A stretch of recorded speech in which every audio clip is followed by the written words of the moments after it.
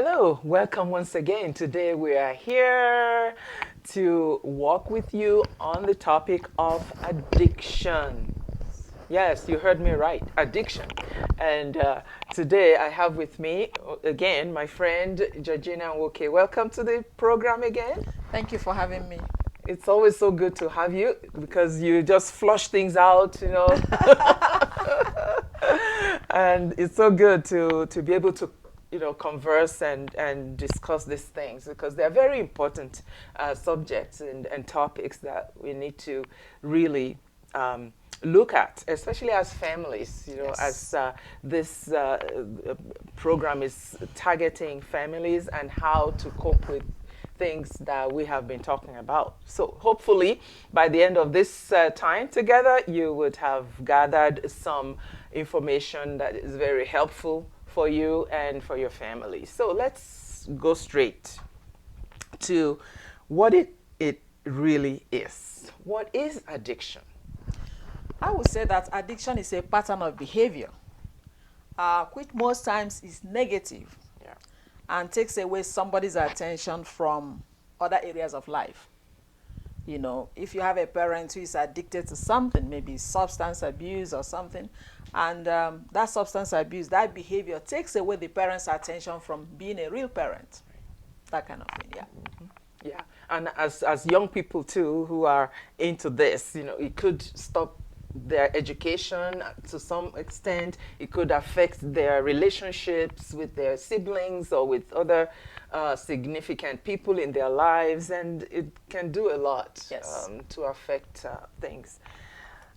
We also know that from research, significant effects of drugs on the brain has been going on for so long as people do their research on the effect of substance.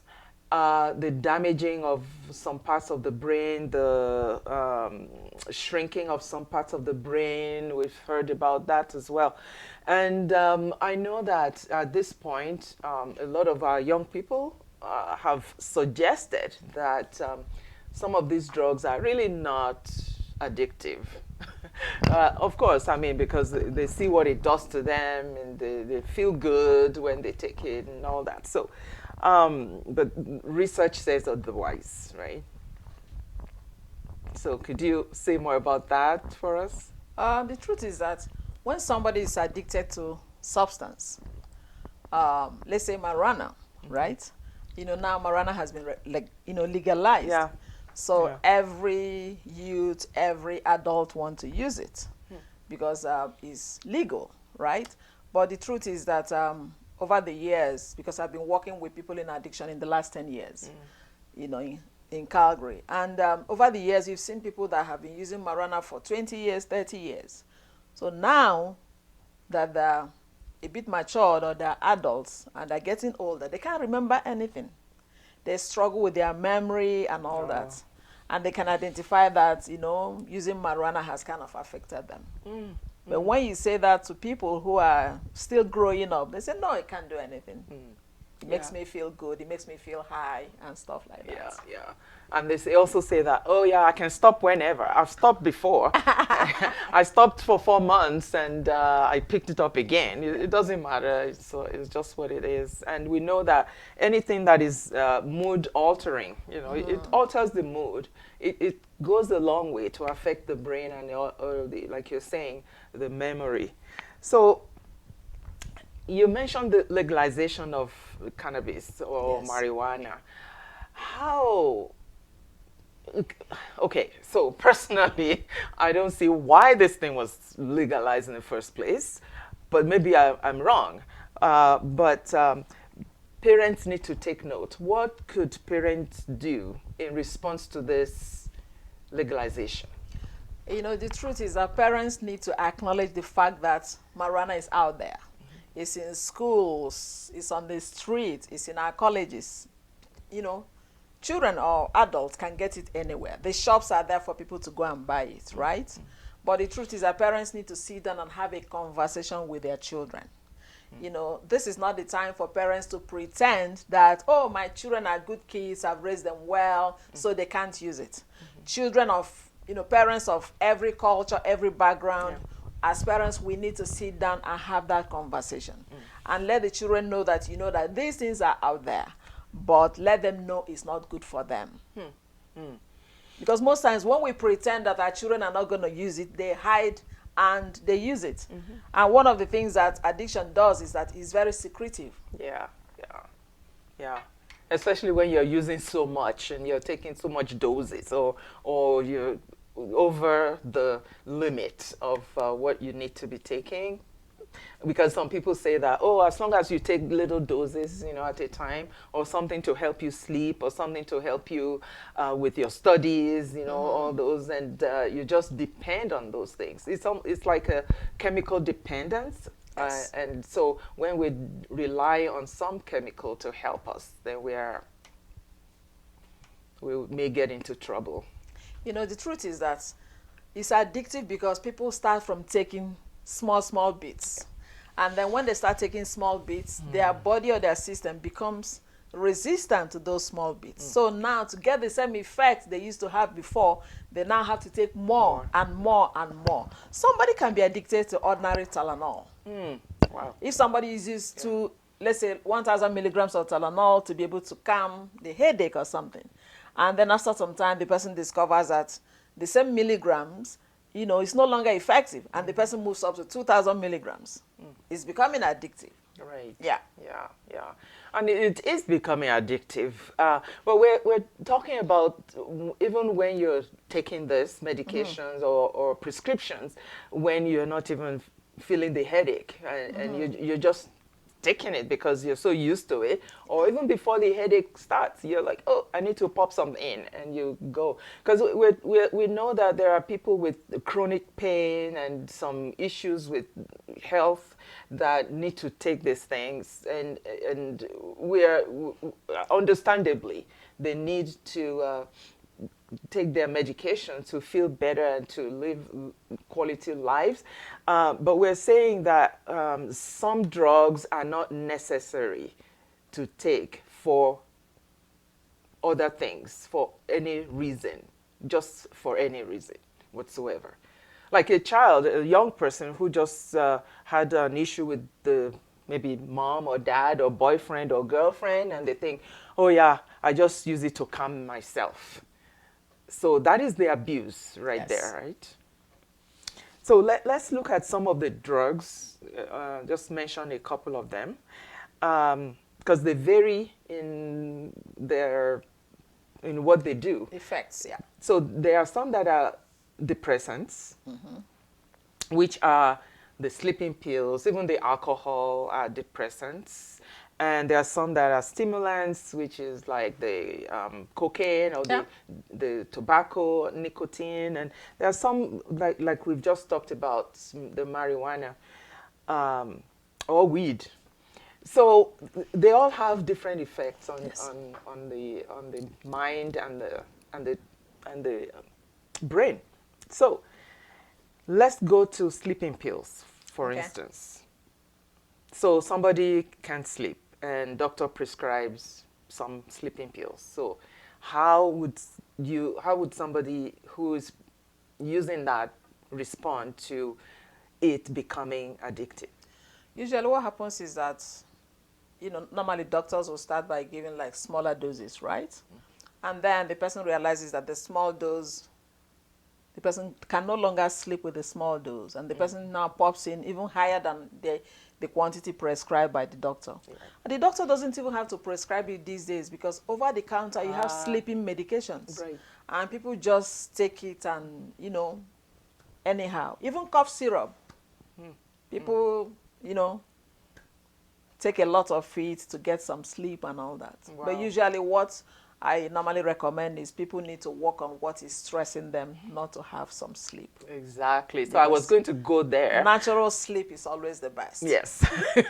Yes. So let's look at alternatives to drugs, because these drugs just give you some feel good, right? Some of them make you feel good in your mind, your brain. Yeah. And there are of course some significant substitutes that people can use to have the same effect. Like you're saying, deal with the issue Yeah. and maybe go for counseling, talk to somebody, or drink tea. There are some good teas out there. Chamomile is good tea for sleeping, I Yeah, guess. that can, help people to calm down.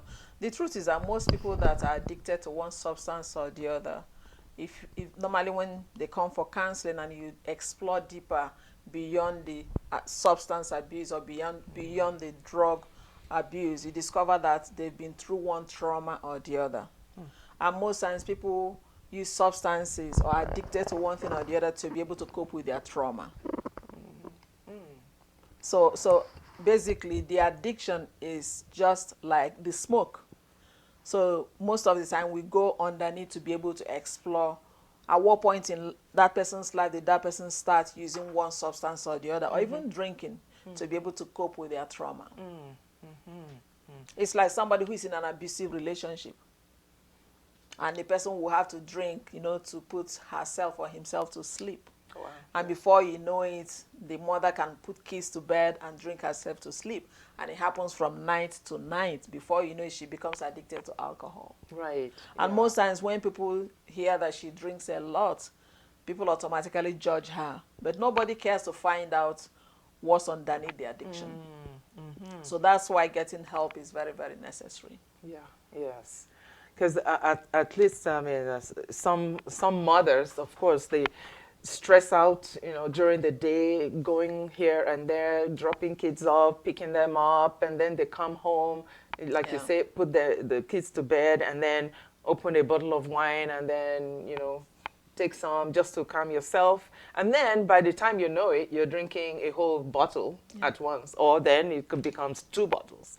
And then you find out, oh, this is addiction right here. I'm just going to add that not just moms as well. Yeah. There's also the ones that we call functioning addicts.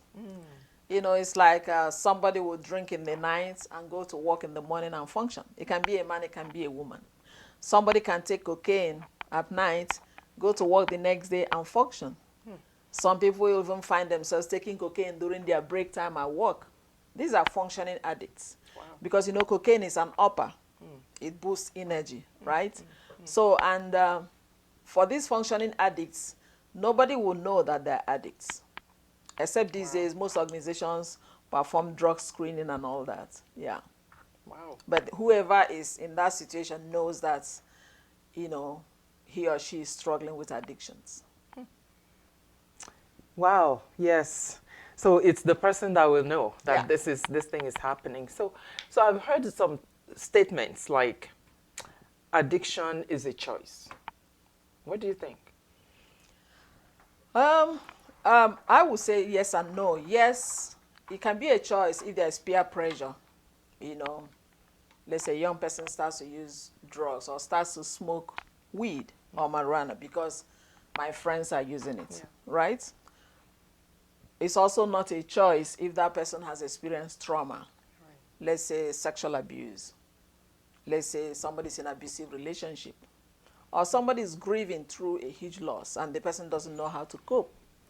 And then the person takes maybe drinks to go to bed or takes something to calm down just to take his or her mind off that. And before you know it, the person is deep into it.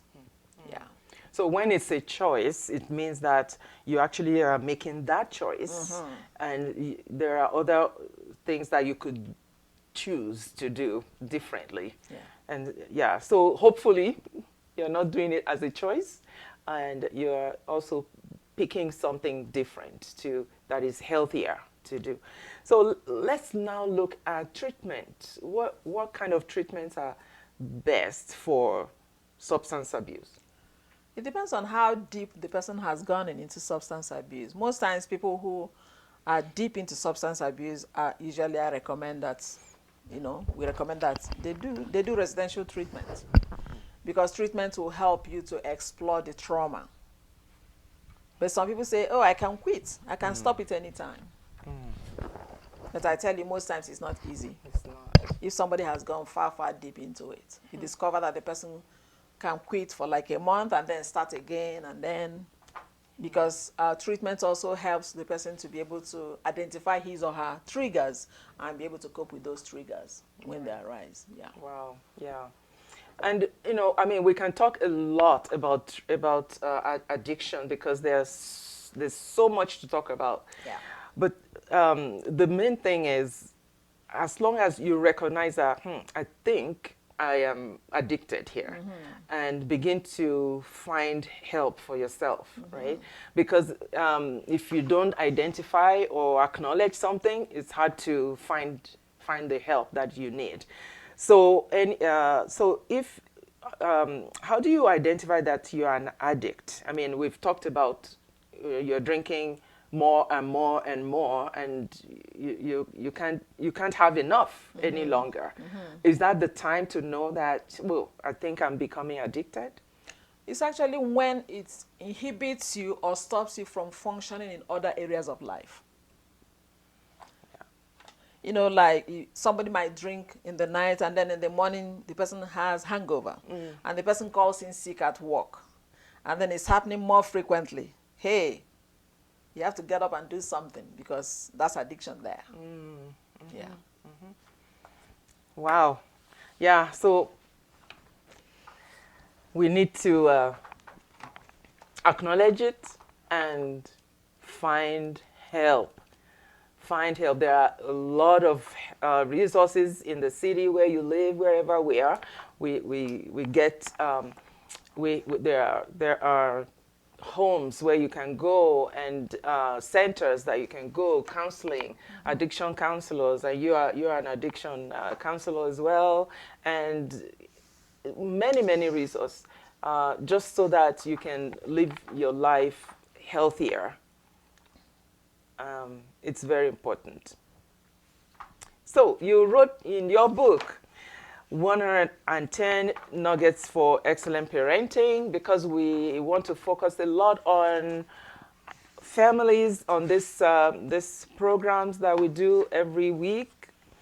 We want to look at what you have written on that chapter, or on parents in addiction. So let me look at page 101, the first part there. Addiction is continuously engaging in a behavior all the time, or repeating the patterns of these behaviors despite the negative consequences of such behavior. So when we look at parents who are addicted, they are possibly using money that's supposed to be for some other things, and that could just be to the detriment of their children's education, or other things that are needed. So Yes. what did you say in your book for parents, advice for parents? I said, like, if you look,